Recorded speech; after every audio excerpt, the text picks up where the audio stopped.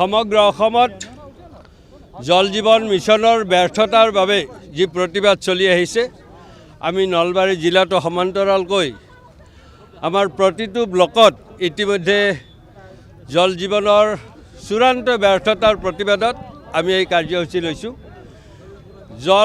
নল আছে জল নাই এই শ্লোগানেৰে মাননীয় ৰাজ্যিক সভাপতি গৌৰৱ গগৈ ডাঙৰীয়াই আমাক যি প্ৰতিবাদ কৰাৰ কাৰণে আহ্বান জনাইছিল তাৰ পৰিপ্ৰেক্ষিতত আজি পূব নলবাৰী মণ্ডলৰ সভাপতি মণ্টু মেধি ডাঙৰীয়াৰ নেতৃত্বত আজি এই অনুষ্ঠান আমি নলবাৰীৰ গণেশ মন্দিৰ চকত অনুষ্ঠিত কৰিছোঁ।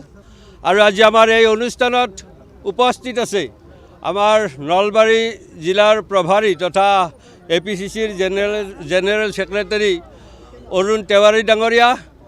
এই অনুষ্ঠানত আছে APCCৰ ছেক্ৰেটাৰী মোৰ ভাতৃপ্ৰতিম দিব্যজ্যোতি হালৈ ডাঙৰীয়া, আমাৰ মেনিফেষ্টো কমিটিৰ সন্মানীয় সদস্য তথা নলবাৰী জিলা সমিতিৰ উপসভাপতি জয়ৰাম বৰ্মন ডাঙৰীয়া, আৰু আমাৰ আজি এই অনুষ্ঠানত বিভিন্ন পৰ্যায়ৰ কৰ্মীৰ লগতে আমাৰ মহিলা কংগ্ৰেছৰ সভানেত্ৰী বিতুমণি দেৱী ডাঙৰীয়ানী, আমাৰ মিডিয়া সেলৰ অধ্যক্ষ উদ্দীপন পাটোৱাৰীকে ধৰি আমাৰ মণ্টু মেধিৰ নেতৃত্বত আজি সকলো কৰ্মী উপস্থিত হৈ এই প্ৰতিবাদী কাৰ্যসূচী লৈছোঁ। হয়, আমি ৰাষ্ট্ৰীয় ঘাইপথ এইকাৰণে অৱৰোধ কৰিছোঁ আজি যে যিগৰাকী মন্ত্ৰী দায়িত্ব লৈছে সেই মুখ্যমন্ত্ৰীগৰাকীয়ে আজিৰ অভিযুক্ত মন্ত্ৰীগৰাকীৰ ওপৰত কোনো ব্যৱস্থা নলয়। আৰু সেইকাৰণে আমি ৰাষ্ট্ৰীয় পৰ্যায়ত আমাৰ প্ৰতিবাদত দৃষ্টি আকৰ্ষণ কৰাৰ কাৰণে যোৱা কিছুদিন আগত আমি ৰাজ্যপাললৈ আমি দাবী পত্ৰ প্ৰেৰণ কৰিছিলোঁ। আৰু আজি সেইকাৰণে আমি ৰাষ্ট্ৰীয় ঘাইপথ অৱৰোধ কৰি আমাৰ এই দাবীটো ৰাজ্যপাল বা ৰাষ্ট্ৰীয় পৰ্যায়ত লৈ যোৱাৰ কাৰণে আপোনালোকৰ ওচৰত আমি অনুৰোধ জনাইছোঁ।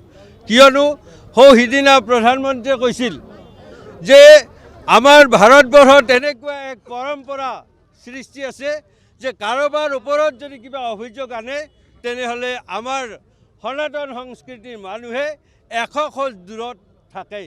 কিন্তু আজি সেই সনাতন সংস্কৃতিৰ বাহকসকলৰ ক্ষেত্ৰতে হৈছে দুৰ্নীতিৰ এক সমাহাৰ।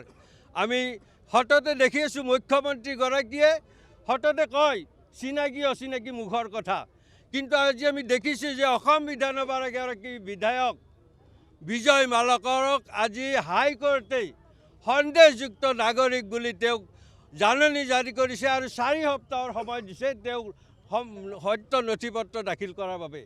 এনেকুৱা এগৰাকী 126গৰাকী বিধায়কৰ সততে কৈ থকা মুখ্যমন্ত্ৰীগৰাকী তেওঁৰ দলৰে এগৰাকীক যদি উচ্চ ন্যায়ালয়ে বিদেশীৰ স্বদেশী বুলি প্ৰমাণ কৰিব লগা যদি অৱস্থা আহে তেনেহ'লে কিমান দুখৰ কথা। গতিকে সেই ক্ষেত্ৰতো তেওঁ নীৰৱ হৈ আছে।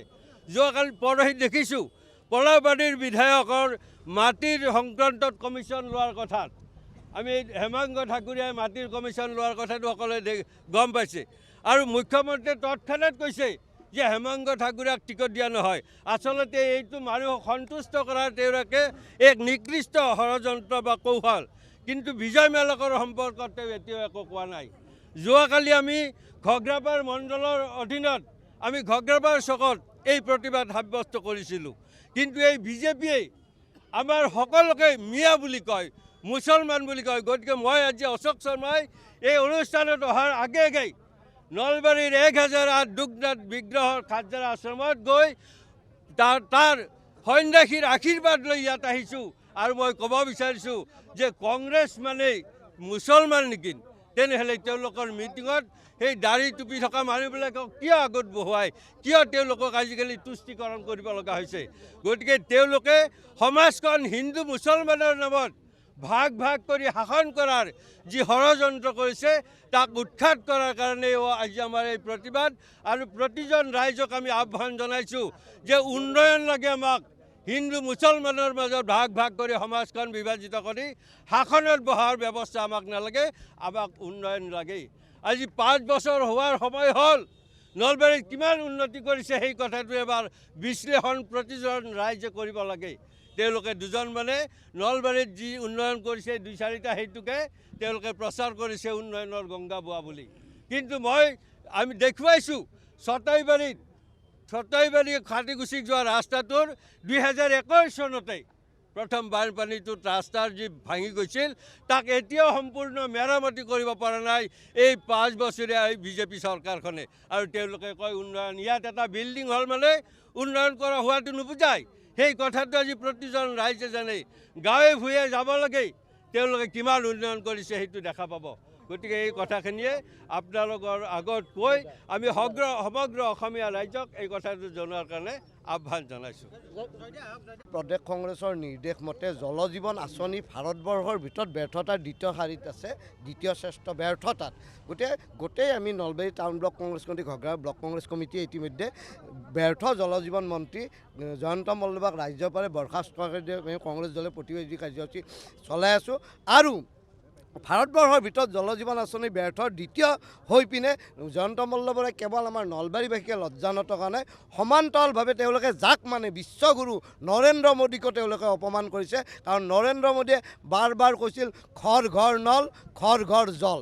অৰ্থাৎ নৰেন্দ্ৰ মোদীৰ যিটো শ্লোগান, সপোনৰ শ্লোগান, সেই সপোনৰ শ্লোগানটো হিমন্ত বিশ্ব শৰ্মাৰ অন্যতম ঘনিষ্ঠ মন্ত্ৰী জয়ন্ত মল্লবৰাই অপমান কৰি কেৱল মাত্ৰ আমাৰ নলবাৰীবাসীকে অপমান কৰা নাই, প্ৰধানমন্ত্ৰীক অপমান কৰিছে। গতিকে আমি নলবাৰীবাসীয়ে আজি এই ব্যৰ্থ মন্ত্ৰী আৰু প্ৰধানমন্ত্ৰীক অপমান কৰা মন্ত্ৰী জয়ন্ত মল্লবৰাৰ পদত্যাগ দাবী কৰি এই পূব নলবাৰী ব্লক কংগ্ৰেছৰ সৌজন্যত প্ৰতিবাদী ধৰ্ণা কাৰ্যসূচী ৰূপায়ণ কৰিছোঁ। কাৰণ বৈদিক চৰ্চাৰে নলবাৰীবাসীয়ে ভাৰতবৰ্ষত নাম উজ্বলাইছে। সমান্তৰালভাৱে ব্যৰ্থতাই দি আজি নলবাৰীবাসীক লজ্জানত কৰা জয়ন্ত মল্লবৰাক আমি ধিক্কাৰ দিছোঁ। আৰু প্ৰধানমন্ত্ৰীৰ ঘৰ ঘৰ নল, ঘৰ ঘৰ জল এই শ্লোগানক অহাৰ প্ৰতিবন্ধ কৰি প্ৰধানমন্ত্ৰীক অপমান কৰাৰ, প্ৰধানমন্ত্ৰীৰ সপোনৰ শ্লোগানক অপমান কৰি প্ৰধানমন্ত্ৰীৰ চকীখনকো যে জয়ন্ত মল্লবৰাই অপমান কৰিছে, ইয়াকো আমি ধিক্কাৰ জনাইছোঁ। সমান্তৰালভাৱে বিদেশী বুলি ন্যায়ালয়ে জাননী জাৰি কৰা বিজেপি বিধায়ক বিজয় মালাকৰ সমৰ্থন লৈ হিমন্ত বিশ্ব শৰ্মাই যি চকীখন বচাই আছে, সেই বিদেশী সমৰ্থন লৈ চকী বচাই থকা মন্ত্ৰী হিমন্ত বিশ্ব শৰ্মাকো অনতিপলম্বে বিদেশী বুলি ন্যায়ালয়ৰ দ্বাৰা চিনাক্ত হোৱা বা অভিযুক্ত হোৱা বিজয় মালাকক বৰ্খাস্তৰ দাবী জনালোঁ।